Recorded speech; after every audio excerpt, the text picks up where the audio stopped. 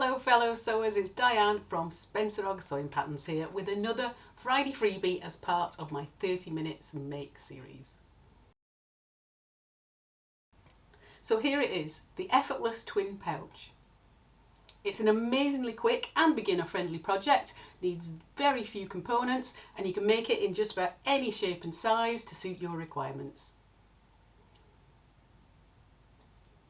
In this video, I'll give you the dimensions and all the instructions to make this medium-sized version, which is ideal for makeup or your phone and a few pens. But if you watch to the end, I'll also tell you how to download a free PDF with a few other sizes too.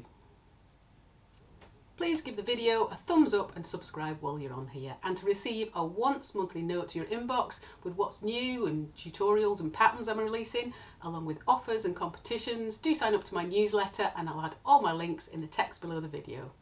So if you're ready, let's make a start.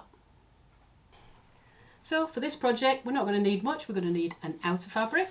So choose a light to medium weight fabric, quilt cottons, canvas, waterproof canvas, nothing too heavy. I'm using a 300 gram waterproof canvas today. It's rather light, but it's got a coating on the back which makes it quite firm, so I won't need to use interfacing on there as well. It's a really economical choice of fabric. It cuts down on interfacing time and of course it's white clean. If you are looking for ideas on what fabrics to use for your bag making, by the way, I've just recently made a video on that and I'll link that in the text below and above if I remember to do that. Moving on to the lining fabric. We just need a lightweight fabric such as quilt cotton. We'll need an interfacing, so choose something light to medium weight such as Pellon SF101 or a Vilene F220. And fuse that to the outer and the lining unless you're using a coated or a firm fabric like waterproof canvas as I am today. You're going to need a zip, 12 inches or longer, a number 3 nylon coil type zip, a dress type zip. Try to stick with this sort of size of zip. A number 5 or anything heavier does get a little bit bulky in this bag because we're folding it over. Optionally, I'm also suggesting a small piece of pre-made bias binding. Again, you don't need to use it, we can just zigzag neaten the seam in there if you don't want to use it, so it's not a problem. But this is a 5/8 inch or 16mm bias binding, pre-made. And again, optionally, a small piece of Velcro. I've just used about 3 inches here. So it's the hook and loop tape, any colour you've got in your stash. Just a quick note, not to add foam or fleece, as they're too thick for this project. Stick to your light and medium weight fabrics with your recommended interfacing. The seam allowance is 1 centimetre or 3/8 inch for the seams and 6mm or 1/4 inch for the zip, but I will remind you as we go along. So let's make a start.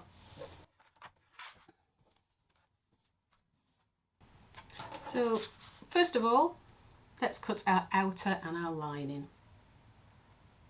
We want to cut both of these 9 inches wide by 18 inches high.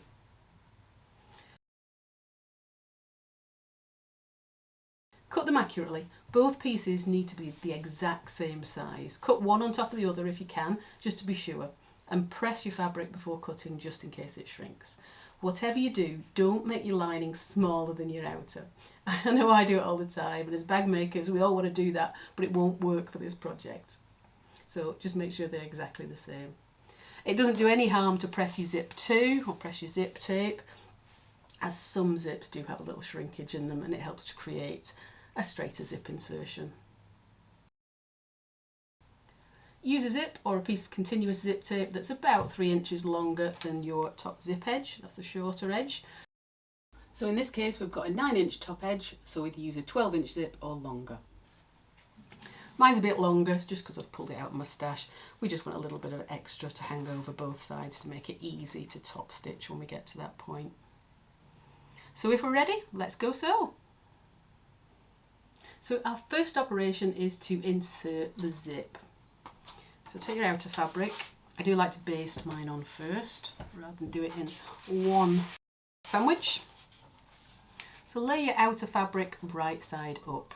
and on one of the short edges, lay your zip right side down. We want a little bit of zip hanging over on both sides, that's why we're using a longer one, it just makes life a lot easier. So leave about an inch on the open end of the zip. About an inch hanging over on that side. Obviously this zip is a lot longer. It's just what I had hanging around my stash, so I've just grabbed it. I could have cut it down really. So we're going to clip that along the top edge. I'm going to leave a couple of inches on the side of the closed end of the zip. Basically, the longer you leave the tail on the closed end of the zip on anything, the easier it's going to be to top stitch after. So clip that in place. So that's right side of zip facing right side of fabric. And then I'm going to baste that in place close to the top edge. So you could do it in one, you could put your lining fabric on top and do it as a zip sandwich all in one, but I do prefer to use this method because it always gives me a consistently straight zip, and certainly if you're learning to insert zips, it's a much better way to do it. If you need help on achieving a perfectly straight zip, I have a video on that too, and I'll link that below. Worth a watch again if you're new to zip insertion. So I'll baste that in place.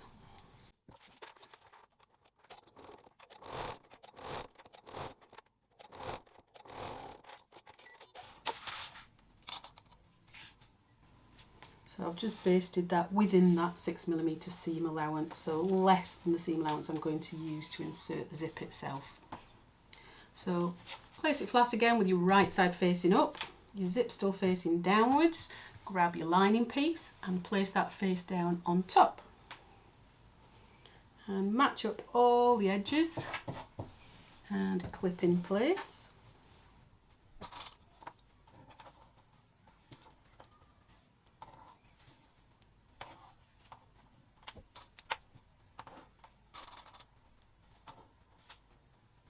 So we've sandwiched our zip in the middle there, and now I'm going to stitch across that top edge and take a 6mm or 1/4 of an inch seam allowance.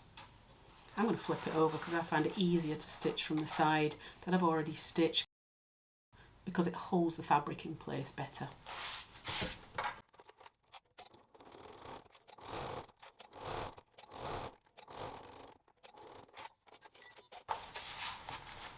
So there we are.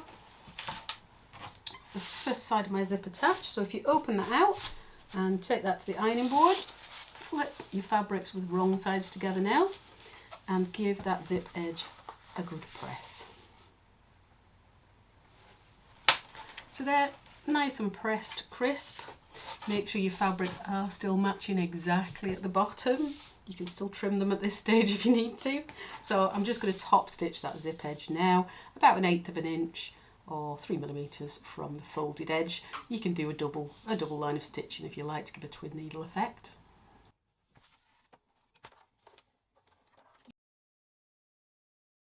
A longer stitch length for top stitching is attractive too.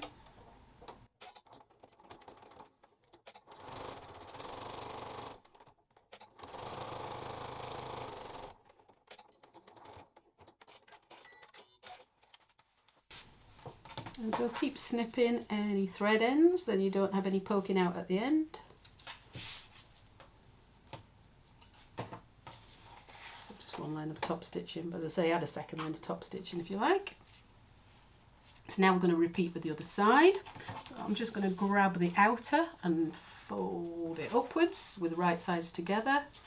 So the other short edge meets the top of the zip tape, or the free edge of the zip tape. I'm going to clip that in place.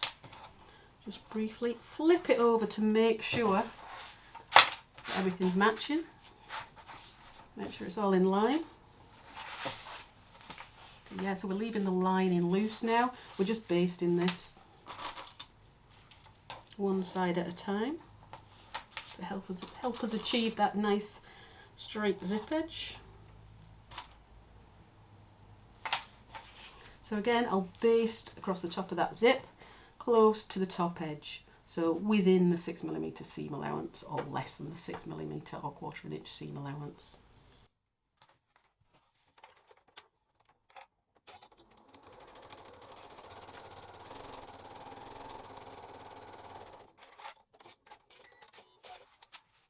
So that side's basted in place. And now I'm going to attach the other side, so flip the unit over. So you're looking at the back of the zip, and fold your lining up so that the short edge reaches that top edge of the zip tape too. So you're now right sides together with your lining. So your one folded outer is behind and your folded lining is in front. So fold that up to meet the top edge and clip that in place, line everything up.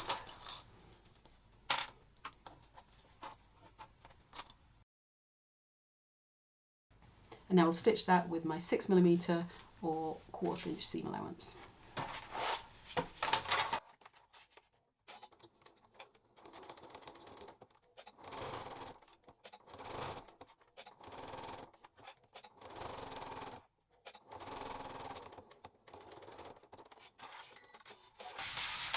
Okay, so that is my zip attached. How easy is that? So just flip that through, and we're going to take that to the ironing board and give that a press. So find where your zip is and open it up just for ease. And we can turn that through now. So just before we top stitch that second zip edge, let's take it to the ironing board where I'm at.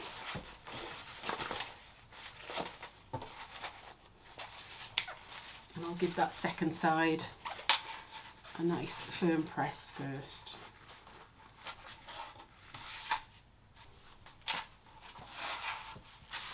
So that's our second side pressed.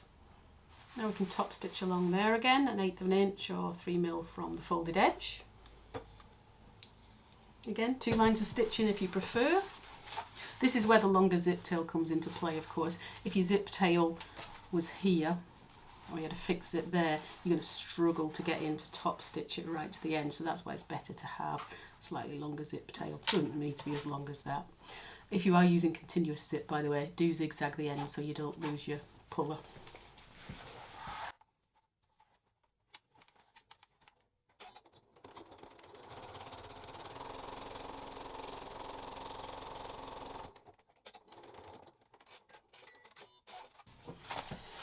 Trimity trim trim, make sure there's no thread ends anywhere because you won't get them at the end.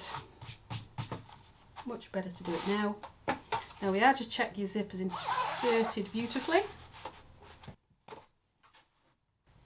So with the unit the right way out, like this, make sure your zip is closed fully and sitting directly on top, exactly where you're going to want it to fall in the finished item. And flatten it out. You want to make a snip at that centre point at the bottom on both outer and lining. Let me grab my scissors. I'll make a bit of a crease too. Just snip through both outer and lining. Make that snip less than your seam allowance, i.e. less than your 1 centimetre or 3/8 of an inch. We don't want it to show afterwards. The reason we're notching is that we want both sides of this pouch to match up exactly. We don't want one pouch bigger than the other, so we want to make sure we've definitely got the centre point at the bottom. So optionally at this point you can add your Velcro. So to do that, just roll so that those notches are lying directly on top of your zip. So we've still got the bag the right way out. Just swivel the outer and lining around so they're halfway. So you can see my notch is sitting directly over the line of my zip. Just clip it or pin it in place, same on that side.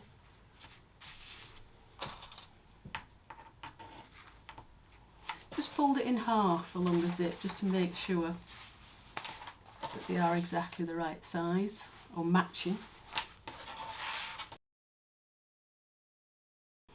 So I'm going to place my Velcro. I want to place it on the inner sides of the pouch here. So just to do that, fold it in half. I've actually put some double-sided tape onto this Velcro. You can also get sticky Velcro, but I do hate the sticky Velcro because it really gums your needle up.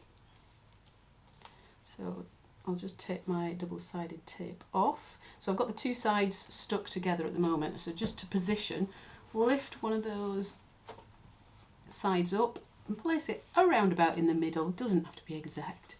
There we go, in the middle, and then fold that back down and press it down. So you've found a position that will match on both sides there. So open it up again, but separate the Velcro at this point whilst leaving it on the fabric. This is where the sticky Velcro comes into its own because it won't shift, but then it also gums your needle up terribly.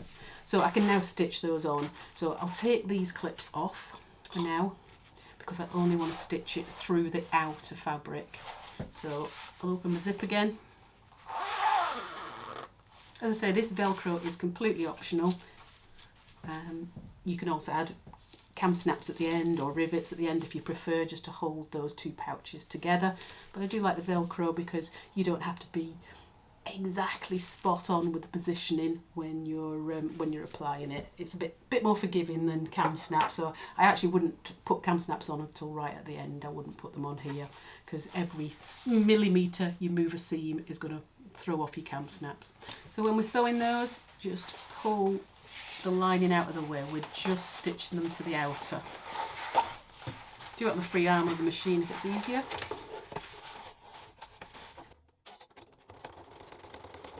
I'm just stitching a box around the outside of the Velcro. Keep your lining back out of the way.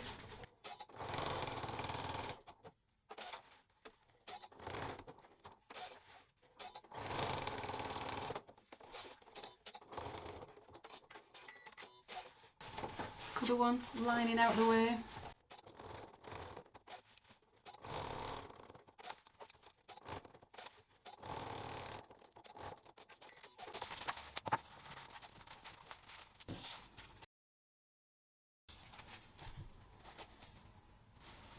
So trim any loose threads and use a thread that matches your Velcro. Obviously I'm just using the turquoise for speed. So regardless of whether you added the Velcro or not, proceed from here. So I'm going to undo my zip fully and turn the unit through so it's inside out. Now I find it helps to actually stitch this open edge close, so just run across it with a line of running stitches close to the edge. It helps to keep everything in position.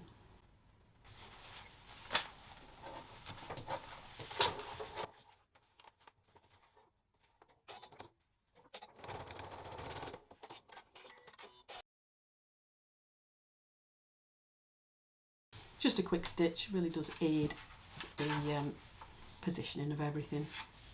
So, inside out, let's look for those notches again that we placed in the centre, and we're going to position our zip directly over those notches. So our zip is now in the centre, the unit is inside out. So make sure they are lying exactly on the notches and clip in place. And we'll just double check that that's folding up nicely.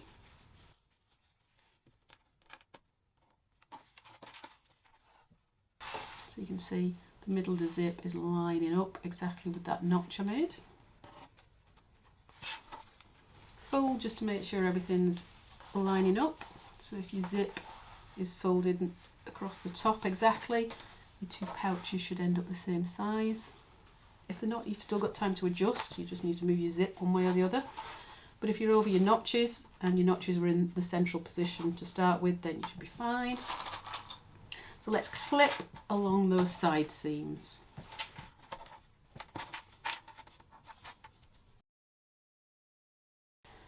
So this is where I mentioned earlier, you don't want to be cutting your lining smaller because otherwise it wouldn't fit in.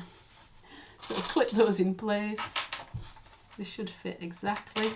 Again, that's why you don't want lots of foam in there because they won't fit exactly. And then we're going to stitch those side seams with a 1 centimetre or 3/8 of an inch seam allowance. Do make sure that your zip is in the middle or open 2/3 of the way. And I didn't mention that before, when you were stitching over, just to catch those ends in, make sure your zip puller is within the bag opening space. So now make sure it's half open or 2/3 of the way open, because we need to turn it through that afterwards. So let's stitch these.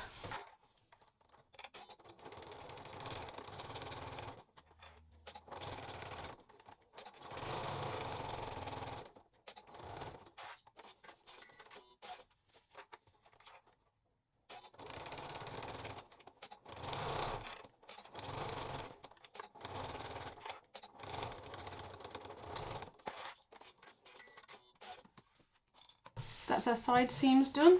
Make sure you've trimmed up everywhere. So as you can see, these side seams are going to be visible inside the bag. So you've got a choice here of whether to bind them or to zigzag stitch them. You honestly don't see very much of them at all. You literally just see this little piece at the top here. But I'm going to bind them today just to show you how to do it. But you can just zigzag neaten them. So just chop off any excess zip now. Both sides.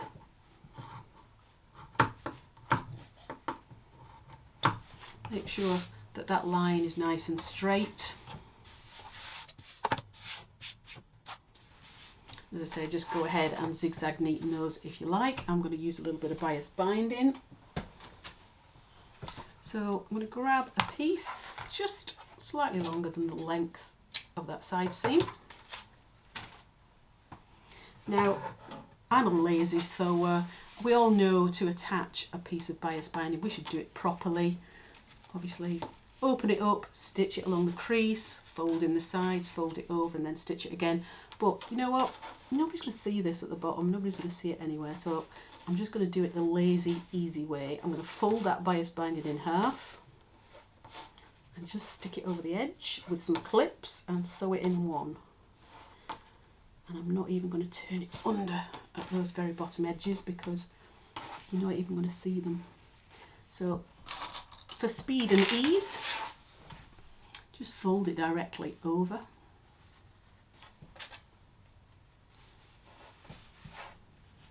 Clip it all the way along.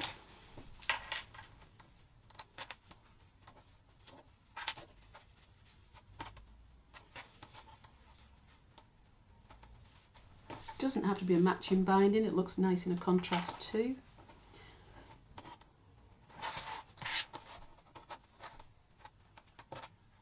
As I say, you would normally fold those ends under as well, but as they're hidden in the very bottom of the bag, I'm not going to worry too much about it.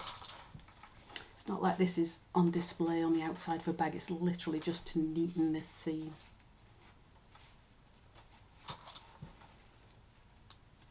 So I'll just snip it to match the correct width. Don't tell anybody, it's very naughty. Don't tell a quilter or I'll be in trouble. And then I'll stitch along there, close to the edge of the bias binding to catch in both sides. So if one looking like a little bit short on the other, do it on that side and you'll catch both sides in.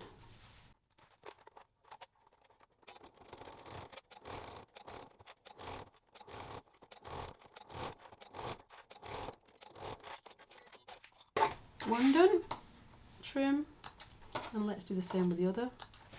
So you can see the overall effect is no different to doing it the official way. It's just a quicker process.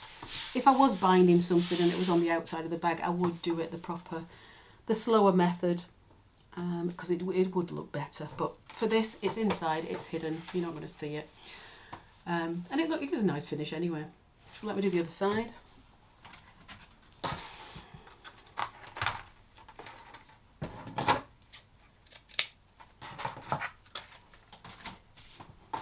Fold the binding in half.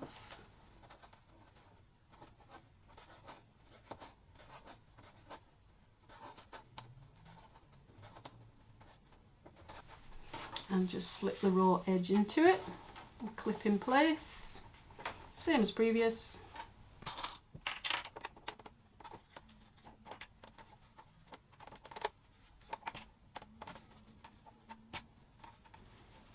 I think actually if you bound this nicely, and by the official method, Then you could also have the binding on the outside if you wanted to, obviously swap the zip round, but it would make, it does look quite nice just with the binding on the outside too.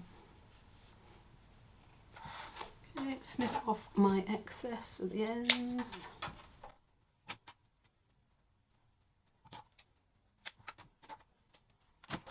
And then I'll stitch along the edge to secure that on.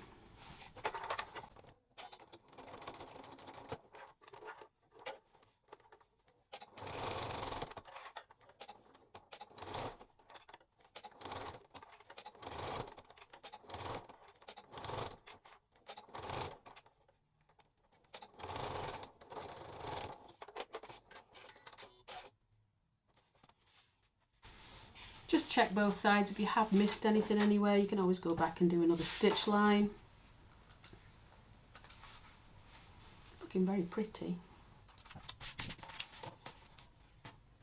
So we're ready to turn it through. Just open your zip. It would have been easier if I'd left it more open, but I've got room to get in there. Just open your zip. And let's turn that through. I like to stick my fingers into the corners, get my nail in and push each corner out separately. I don't like putting pointy tools in things unless I really have to. So the others, 1, 2, 3, 4 corners. I will get my little pointy in there, but this doesn't have a sharp point on it. I don't want any sharp objects poking through my outer fabric. And there we go. So I'm going to take that back to the ironing board and give that another press, and we'll have a look at it. So there we are. So I've given it a nice press. I do press waterproof canvas, by the way, on a warm iron, but just check on a swatch of your own first, because each one's different. Mine presses fine on the front. I wouldn't press it on the back because it has the waterproof coating and that would melt, but it's fine on this. So all you need to do now is fold it in half, whether you added the Velcro or not, and match those bottom edges. I mean, you can press that in place as well, so it's got a nice fold to it. And you've got your double bag finished. So the Velcro will hold that in place. You can open it out and have it flat in your suitcase, fill it with your items, and then when you arrive at your destination, you can fold it in half, put it on your dresser, and it'll stand up nicely with your makeup or your pens or your gadgets, whatever you've got in it. Because it's a number 3 zip, I probably like to dress that up a little bit because they're usually quite a small head. So I'm going to add a little piece of bungee cord to that. So you can buy this kind of bungee cord very cheaply on eBay, just by the metre. And it gives a nice finish to zip ends. You can also buy these little actual zip ends themselves, so you could thread that through and just pull it down tight, and that gives a nice effect, but this is even cheaper. You just cut yourself a short length of that and thread it through.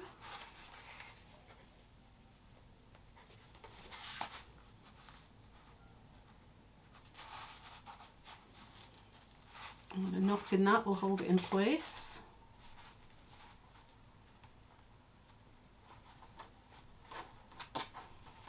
You can also melt the ends if you want to just make sure they're nice and straight. Oops, sorry. Give it a quick flame, but don't blame me if you burn anything. In fact, don't give it a quick flame, use one of those, it's much safer. So there we go. So that just finishes it nicely. A couple of alternatives if you didn't want to use the Velcro is you can finish it to this point. You can leave it, as I say, it's no problem left, or you could open it and put a couple of rivets through the fold inside, and that'll hold it permanently in your double bag shape. Or you could also add, again alternatively, you could add cam snaps inside to those inside sides, if that's a word. So just open it and literally attach them through the bottom sections only. So that's a pen pouch size. So that's it, ready to fill with all your goodies. Drop it in your beanie baguette and off you pop, ready for a day at work and then a night on the town. You can make the pouch in any size to suit your own requirements. It's so easy to do. For details of how to grab the other free sizes for this pouch, it's all in the text below the video.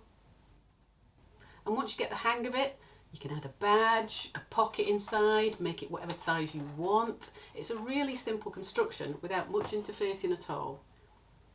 If you are interested in a move on from this and making a true structured double pouch or bag, adding various pockets, chunky zips, different types of straps and a full structure, take a look at my double clutch crossbody pattern that comes in 2 different sizes. Anyway, thanks for bobbing in. I hope you enjoyed today's project. Feel free to join me on my Facebook sewing group and share your twin pouch photos. I'd love to see them. Do sign up for my monthly newsletter on the website to keep you up to date with what's happening. All the links are in the text below the video. So what are you waiting for? Grab the instructions for the other sizes of pouch and go sew!